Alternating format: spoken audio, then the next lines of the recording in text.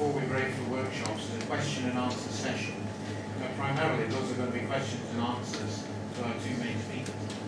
Don't ask me anything technical, please.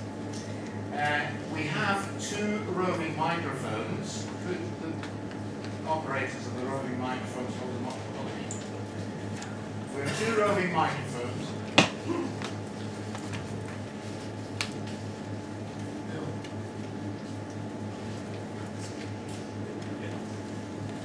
The two roving microphones, where are they? And one's there. Jill, if you go, well, you deal with that side and then we'll deal with this side. Now, I'd like you to, if you will, when you want to ask a question, would you mind standing up because it makes you more visible? And would you also say who you are? And I will try and be fairly equitable about picking people from different parts of the room. We'll remain sitting down for this. So let's go. Questions for our speakers, please. Yes, sir. I don't need that. Bill, no, but we do.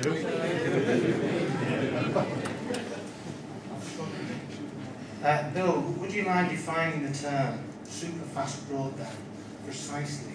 What is the bandwidth? What is the secrecy? Stuff like that. I don't know. I think it's one of these grateful.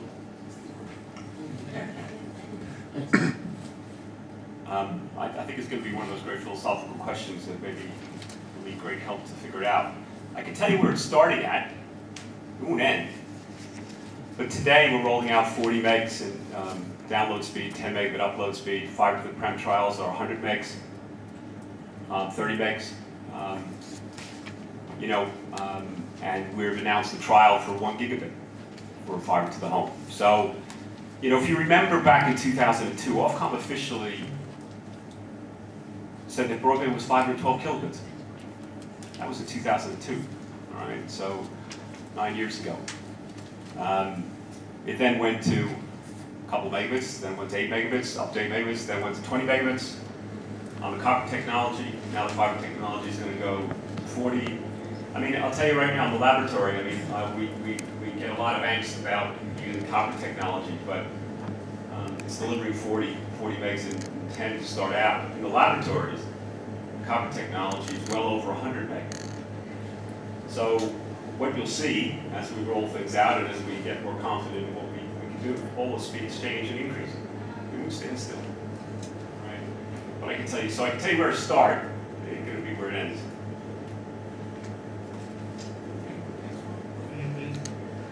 If you could say your name, and preferably who you represent. Philip Roland, Beaman Parish Council. It's very nice to hear about turbocharged broadband and high-speed broadband. Most of the people who comment to me would be quite happy to have slowly-paced broadband.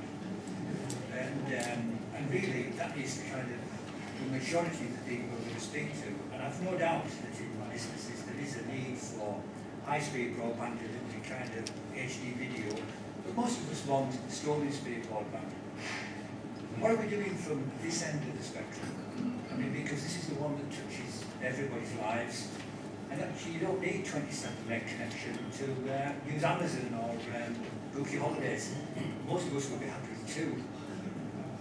Yeah. As I said earlier, there's 19 million people that use broadband today. And it's 20,000 being added each week on the existing technology. The physics of the existing technology, if you're too far away from the exchange, unfortunately, it will not carry the signal and give you, the up to 8 meg experience. If you're closer to the exchange, you'll probably get 3, 4, 5 meg. The national average is close to 5.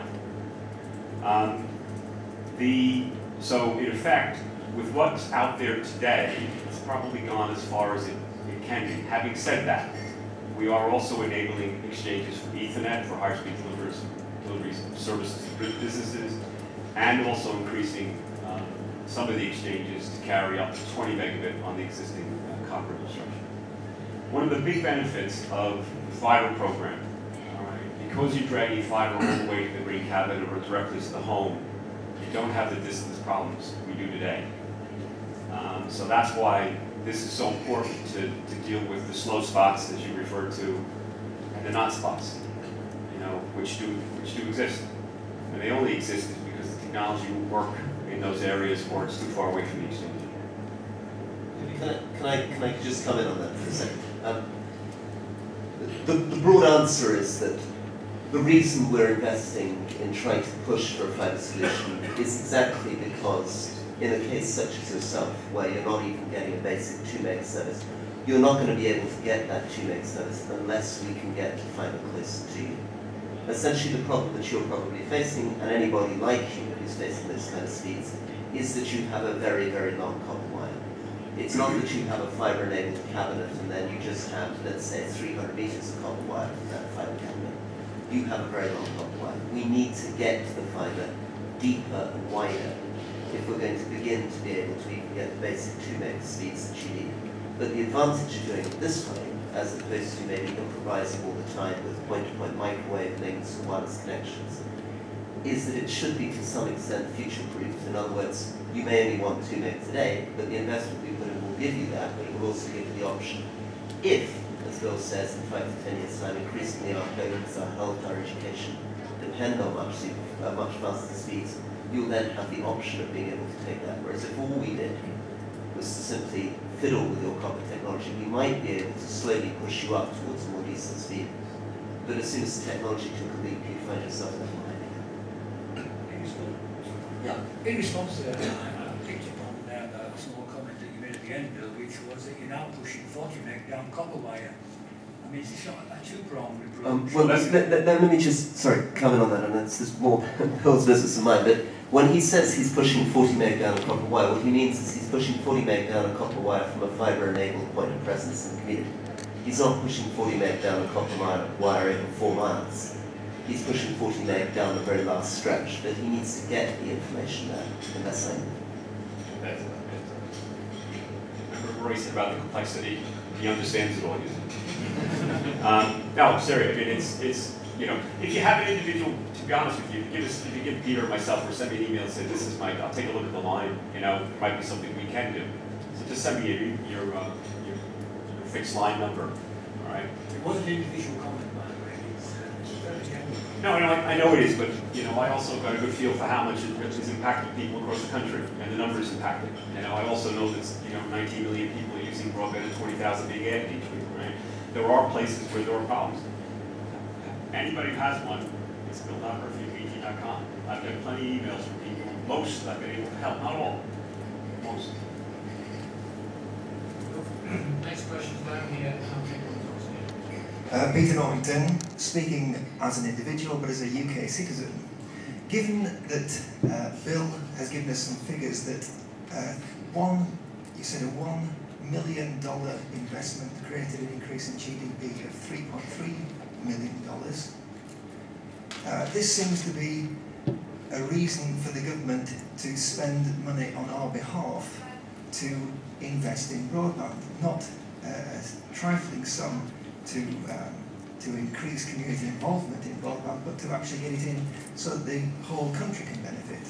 So Bill and Rory together, how do you square that circle? Well, you go first.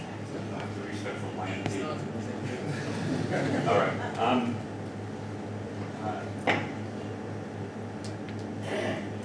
There are the 830 million is going to be matched by the private sector, whether it's us or other people. So 830 plays, say, 2 billion. All right. So there's going to be probably 2 billion to play with.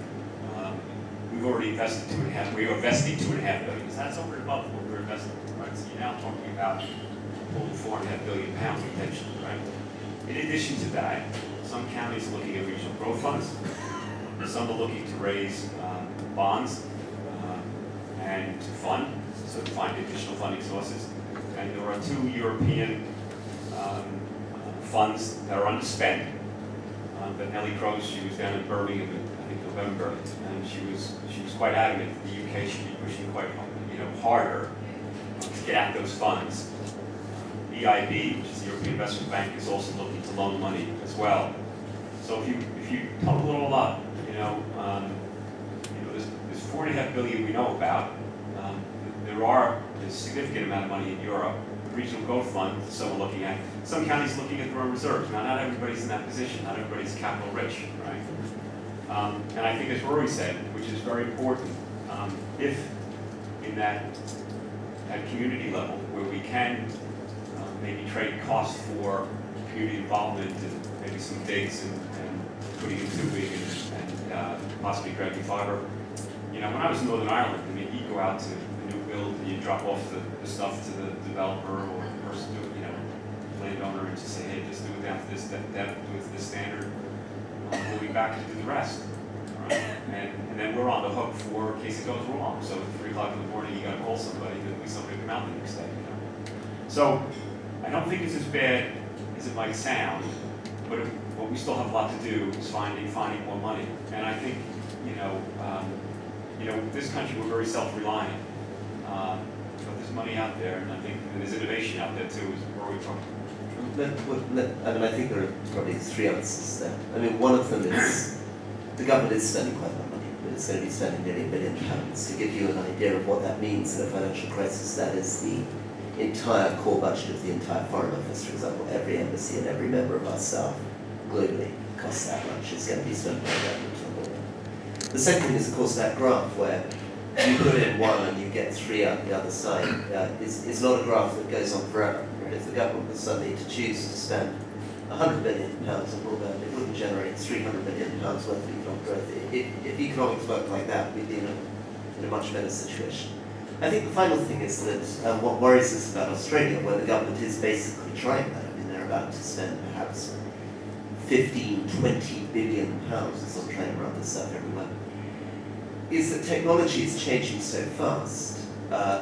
Our understanding of how to do this cheaply and effectively is changing so fast that you could end up wasting quite a lot of money. The advantage of limiting yourself to 1 billion, which you can match up to 3 or 4, and asking communities the horizon for their own energy is that we should be able to get a much, much better deal for the taxpayer. It should be cheaper, it should be more effective, it should be smarter, it should be more flexible.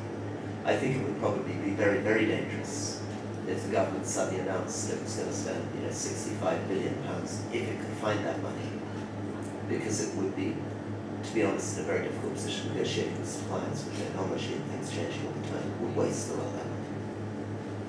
Thank you, Rory. The next question I have is down here, and then I have one at the back. Hello, Brian Smythe. I live in Parkhead, which is on the East Fell side of the River Eden. Fairly remote community for those of you that know the geography. I've got 2 elements to my question. One, relating to Bill's talk. You put your finger on the button as far as I'm concerned in terms of we need to know where we want to get to. And I think Rory has articulated that well in terms of what we're trying to achieve. The second thing is we need a plan as to how we're going to get there. I can see the difficulty in getting a plan together for something like this, given the fact that commercial companies are in competition, as well as obviously the public interest in the communities. And that question is really about how do you see us getting that plan together. But the second question, which you can answer first, is a very tactical question relating to this gentleman behind in terms of what we're getting at the moment. In my community, there are 8 houses, 1 pole. I get 1.6.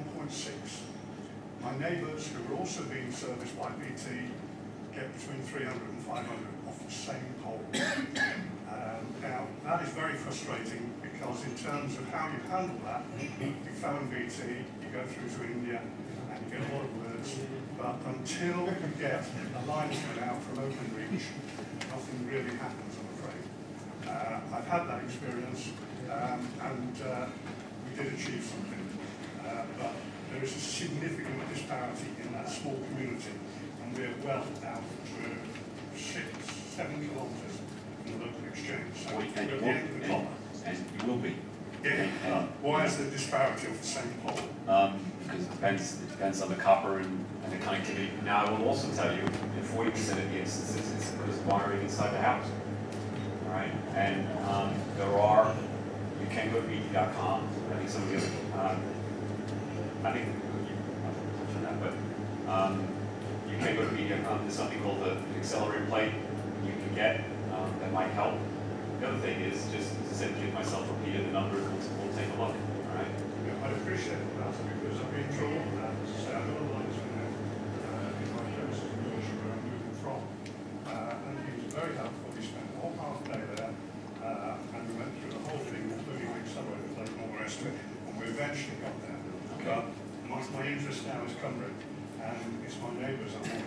Well, just you give us the numbers, right? We'll take a look. I will tell you though what's important. And if you like those 8 people like the rest of the people in the UK, there'll only be 2 of them who use BT. All right. So you know, I can't talk to Talk, I can't talk to Sky, I can't talk to whoever else they might be using, right? So if they use BT, take a look at the line. I'm very happy to. Go to the first one. Go back to the first question. It's your plan, and this is why the county is so important, and why you all have to feed in and support what the county is doing, all right? So that you can get your thoughts and feelings and what you think is important. Now, you know, at the end of the day, when we have discussions at the county level, all right, the dialogue I get into, all right, and this is the first time we're really going out and asking what's important to you, all right? And it's not just about how we roll this out. What's your spatial strategy? What's your new build strategy? Where are your economic clusters? Where are your incubator sites? Right? What's important to you from a priority for whatever reason, right? You have to think through, because if you think about it, it's a very strategic decision, right, for the county. And so that's why the county council being in a position can hopefully balance off everybody's interest and come up with the right plan for Cumbria, all right, and the right set of priorities for Cumbria. Now, there's no debate, I think, you know, where we said Eden Valley would be the first phase, right? But we still need a plan for Cumbria. Now, that's your plan. It's not my plan. You will then put a tender out, which I and others will compete for. And then you will therefore challenge the market and say who's got the best economic value, the best solution, innovation, sustainability, who's willing to put funding in. You know, as I said, Rory says, you know, there might be 10 million, it might be a bit more, right? We're willing to match that. I'm sure others will as well. But all of a sudden, our 10 becomes 20, all right? And we will be investing in Cumbria. We will be doing other parts of Cumbria. You know, we just announced it, right? But we will be doing others. We only want money for those areas which are economically challenging for us. And even the gray areas that if we get the take-up, you get money back. If we get the take-up in those areas that are gray, in other words, uneconomic, but the usage is there, we'll give you money back. We only want money for those areas that are uneconomic. Thank you for that. And will somebody from the county council be speaking to that? Yes. Great. Yeah. Let me very quickly come in on that, because this relates to the bigger question of localism. There's a huge tension, there's a huge problem that we need to be honest about here. It's very easy to say that we can sit down and write a strategic plan, that it's our plan, that it's our tender. There are going to be very, very conflicting interests here. There are going to be conflicting interests between different villages, between different areas, between different priorities. Different people are going to put different emphasis on different speeds. Now, the challenge for localism, if we really take it seriously, is that we need to take a very bold step, which is to get out of the central planning mindset. We need to get out of the mindset of assuming that some expert individual is going to somehow be able to look at the whole of Cumbria and decide on the back of an envelope what the priorities are, put out a tender accordingly. We need to actually change it so that you, from your own parishes, can push and generate your own solutions.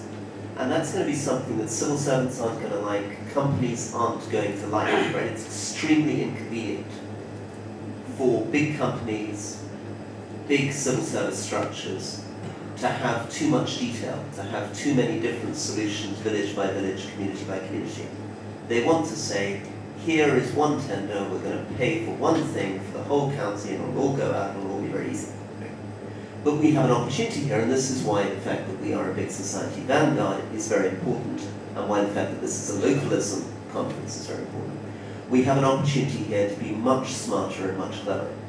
An opportunity to think how we can actually have some flexibility in the system. How we can actually have some of the money following community initiatives rather than the centrally planned initiative.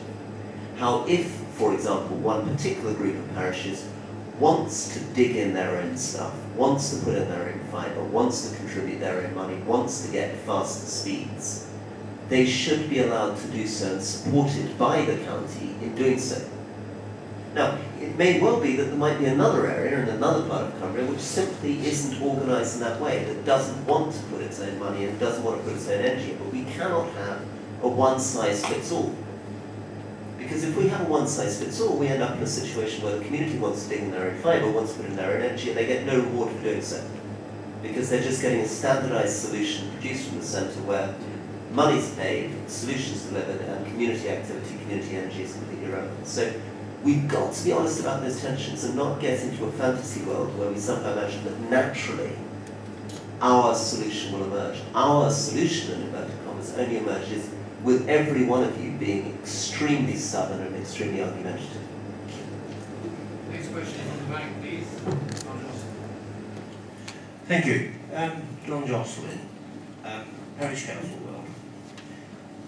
The basics of the picking up supply of feed to give us high-speed broadband always seems to come back to fibre optics. Now, fibre optics we have in Cumbria, from Shap to the Scottish border, a network of fibre optics. Now, to tap into, to gain access to these, this vast map ranging from British Rail, British Telecom and numerous others, there's an interesting commercial setup out there of some of these fibre optics are owned, and the owners, companies, are sitting on them as an investment for the future. There are a vast network of fibre optics that have been laid of where the people who laid them have gone bust. They've been bought, the assets have been bought by somebody else who's sitting on them. Now, it is very important, I feel, because I'm only an amateur in this game, very important that we do gain access. Now, I think it might just be Rory to address this too, if I may refer to you as Rory. Rory, would it not make sense that with all the money that we're throwing at this from central government, and we as an individuals, to have in place legislation that demands that these owners sitting on the fibre access, on the fibre optics, give us access instead of, as currently is happening, they're sitting quietly there waiting for bids, and the more enthusiasts we get, the more the price goes up.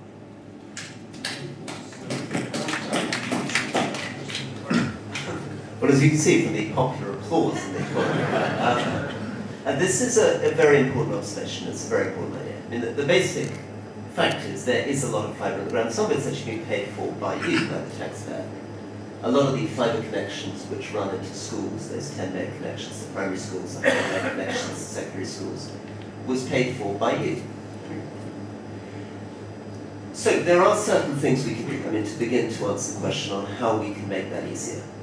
Again, a little bit like all of this stuff, it's mind-wateringly and embarrassingly difficult and complicated, but there are things we can do and are doing. One of those things is, it's not simply a question of the existing fibre. Sometimes it's the ducts and poles through which the fibre runs or over which it's strung. So one of the things we're pushing through, and we're hoping to have an announcement on Monday nationally, is how to allow other people to access the ducts and poles which might be owned by a company such as British Telecom and let other people in. Second thing are questions of fibre tax, so we're looking at that too, and there should be an announcement this morning. But even when you've overcome those problems, there are other problems. European Union state aid problems is another one that's currently being thrown forward, right? So there's an argument at the moment that if you were to get into the stuff that's been paid for by you and were to use it, that would be a state aid unfair advantage. And at the moment, for some reason, Lancaster County Council is not even confident enough to even ask the question in a state aid submission to Brussels as to whether this might be possible. Even if we were to overcome all those problems, and I hope we can overcome all those problems, I don't think the state aid problem is not capable of being overcome. There are regulatory processes, so that even were you to tap yourself into that school-owned fibre, that taxpayer-owned fibre, you would still eventually have to pay somewhere at a peer-to-peer point, or you might have to pay at Penrith for the gig of circuit. You might have to knock that up to 10 gigs of circuit. That might multiply by 5-fold the cost. So all these things are really smart. They're a really, really good way of driving down the price and getting a better deal, and that's why people such as yourself and the other people in this room who are pushing these issues will get us more access to fibre at a lower price and more rapidly than if you weren't here. But it's not going to be a silver bullet that will solve the problem entirely. Next question, down here.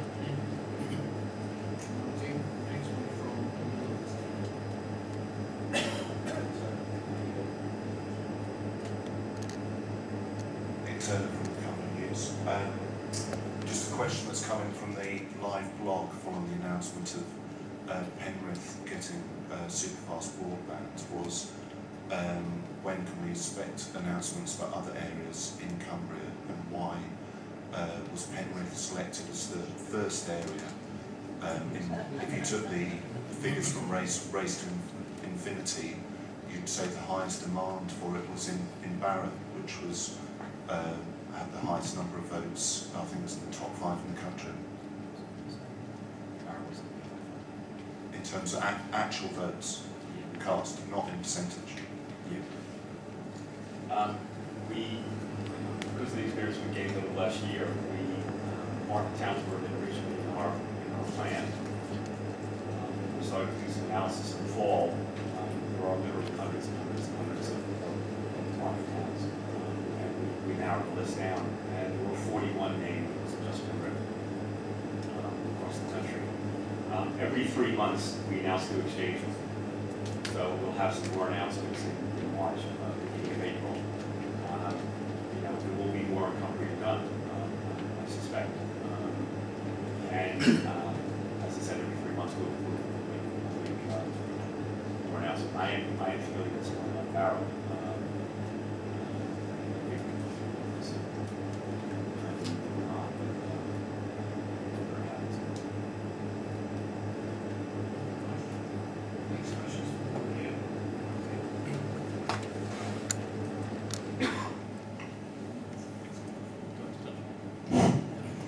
So good morning, my name's Tim Coombe. I'm representing the Brampton and Beyond Community Trust this morning, which is a new organisation set up last year.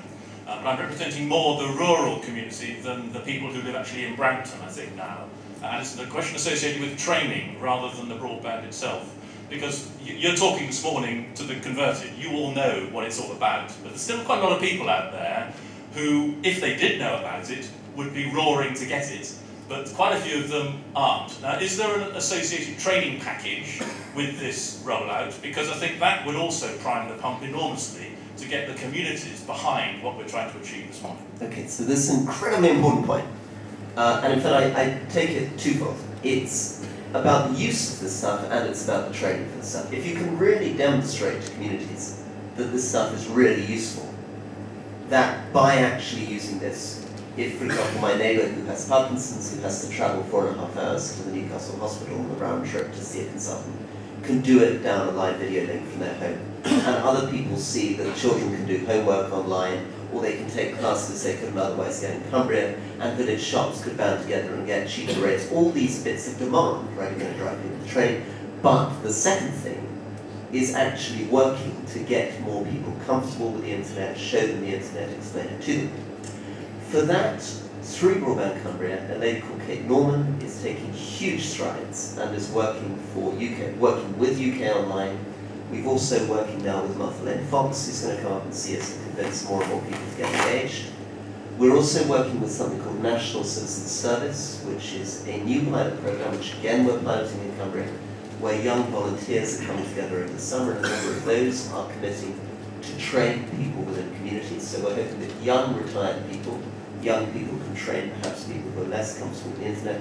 And finally, we're looking for businesses to donate second-hand computer equipment, which we can then refurbish, so that we can actually give it to people who perhaps might be put off by the fact that they don't actually have a computer in the first place. So the question of that other end, the demand, the training is absolutely essential. We can lay all the fibre we want, but if people aren't going to use it, it's no point.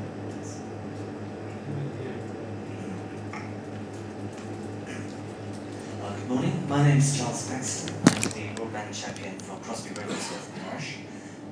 My question is concerning the big society element, the community involvement, particularly the parish council level involvement. What scope is there for the funding arrangements to reflect the growing importance of parish councils in plans for devolution of power generally? Would it be possible to consider a voucher system that would enable parish councils to decide where to put the money to best serve the local communities? Right, so this is really a question for, ultimately, for the people who are running the tender process, which is county council. My instinct to answer that is that we need to give much more scope to parishes to help drive and decide those things. Now, whether it's a voucher system, I need to explain. Obviously, the idea of a voucher system would be that you would say a parish has a notional, for example, 50 or 100,000 pounds to spend, and they can choose which provider to go to, or whether you find some other way of parishes expressing their priorities, their demands. I think that is so important. But it will, and again, this comes back to the point I was making about conflicts, it will provide a huge headache for county council or whoever's running this tender process. Right? There will be a definite bureaucratic instinct in favour of a centralised solution, as you can understand, for very good reasons, and I don't mean that as a criticism.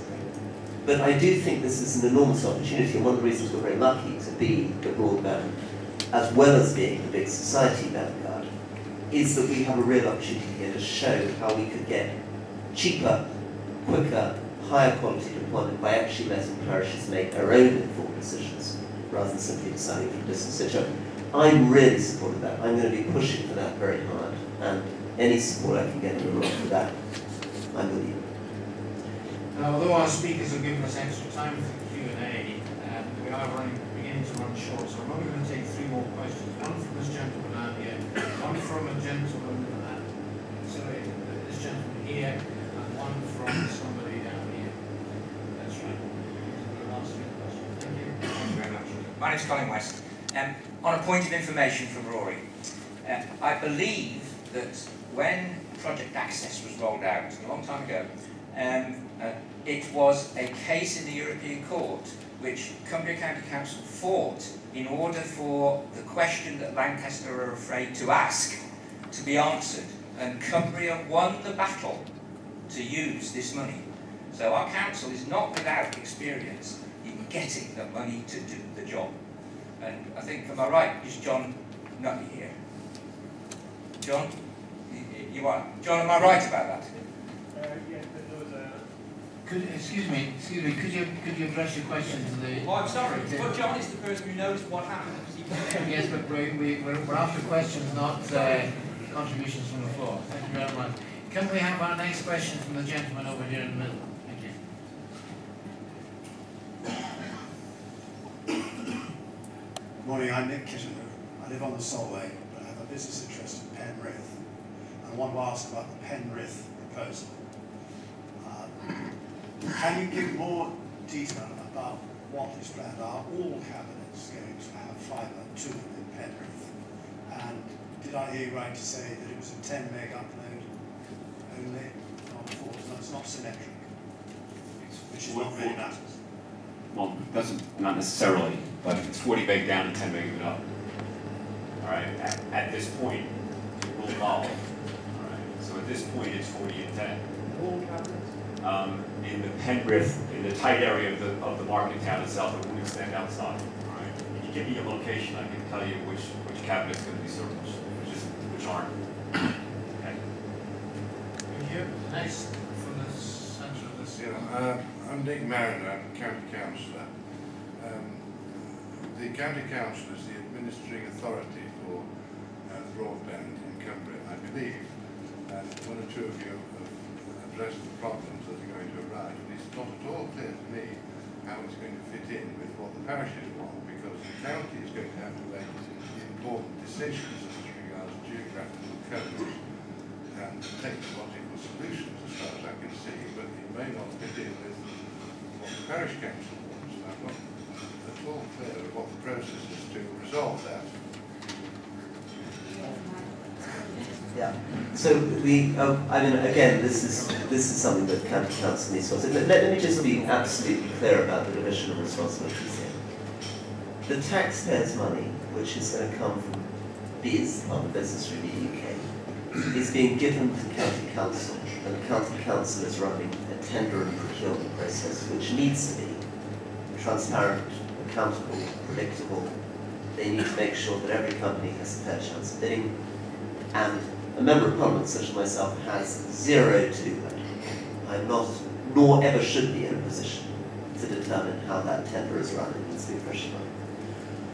But the question you raised is a very important one, which is to say that what I can do as a Member of Parliament is to say that my instincts are very strongly in favour of the localist big society part of this, and particularly giving the flexibility to parishes that want to do more, that want to invest more, want to care more, to get more flexibility and benefit, and to try to encourage county council to make sure that whatever tender solution they come up with is one that might allow a variety of different approaches in different areas rather than one size fits all. I think we've got room for another question. Anybody else? One down here. Could you get the microphone? Just amongst Bill's comments, he suggested a scenario where all local authority services can be delivered online. And so my question really, I suppose, is for Rory, as the politician. In this scenario, we all know that local authorities are not famous for getting answers to questions right first time. If everything is online, it might speed up the inquiry, it won't necessarily speed up the correct answer. We would have to complement that scenario to make local authorities do their job properly. Well, Neil's got a great point here. I mean, we need to also actually be very, very, very clear about this, which is that what we don't want to do is become so broadband obsessed and hypnotized and mesmerized that we cut out all the support services which are not broadband related, right? As we know, a very, very large number of people in this constituency, and in some areas the average age of this constituency is 20 years older than the national average, right? Are not going to be comfortable getting all their services online. You know, our commitment as county council officials or politicians has to be to make sure that we have a very strong structure in place for vulnerable or excluded or elderly people who are not online, and make sure that they can continue to get a very, very good form of service without depending entirely on this. Nevertheless, increasingly, as you know with your tax forms, as any farmer knows with any of their online applications, more and more stuff does exist on the internet. So we need to push really hard to make sure that everybody at least is in a position to be able to get council services online. But what we don't want to do is end up in a position where people who aren't able to use the internet are massively disadvantaged. Thank you, Rory. Now we've got 2 minutes left. I'm going to ask each of our speakers if they would like to make a closing comment to summarise what they've heard and what they've learned this morning. Thanks very much for your questions and engagement. I'm not surprised to see what I'm covering.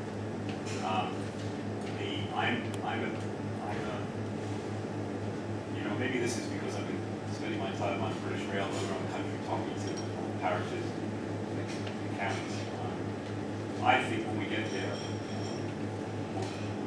community and parish wishes about what they want will align around the county. Counties are people. People are citizens of the community. I also think, to stress what Rory said, making an informed decision. Challenge the market. You'd be surprised what the market will do. Pleasantly surprised. At the same time, if people who want to do their own thing, they don't want choice, they're willing for short-term advantage, so be it. That's okay too. But as I said, this is a huge strategic decision for all of you. This will have long-ranging impacts in the next 10 to 15 years. The last big thing I'll ever do is industry, for 30 years. And it will affect every citizen and business, both Northern Ireland and Cornwall, who are well ahead of you and are going very ambitious programs. All right, very much focused on the business community and the economic regeneration and need, because of the cuts and everything else, to invest. And that's what it is. It's a big investment. And the private sector, we are prepared to find money to help. And we're quite keen, and we will compete. And that's what it's all about, this country. Well, nationally, as Bill said, broadband is astonishingly important economically, socially, but in particular for Cumbria, because of our sparse population, because of our rural areas, it is far more important than for almost any other conceivable area of Britain. It is the very best, most efficient way of overcoming barriers of distance. That's what broadband does. It gets you closer to your doctor or your hospital. It gets your business closer to the international market. So we need this desperately. It's probably the smartest investment that government and county council can make in terms of the long-term development of the economy and society of this particular area, keeping people in villages, for example. And what we're coming to parishes for is to make sure that the investment that we're putting in is spent in as smart a way as possible, as efficiently as possible, hits everybody's needs as possible. Bill is very generously saying that we need to challenge the market, and this is exactly what it's about. The basic asymmetry is not the asymmetry in broadband connection, in other words, that you get 40 meg down and 50 meg up. The basic asymmetry is an asymmetry of knowledge. The only way that we're going to get a fair deal is if we end up knowing as much about this infrastructure and what we're asking for as Bill who's selling it. The way to get a fair procurement, where we can all stand up and say, congratulations to BT on winning this part of the procurement, or congratulations to this community on getting our community solution, is if we know what we're doing. So please, please, keep pushing us, keep putting us above all for knowledge and information. And remember the most important thing of all, which is that the real knowledge and information often about what your community needs, about where your assets are and what you can do with the broadband, rests with you, not with us on the table. Thank you very much.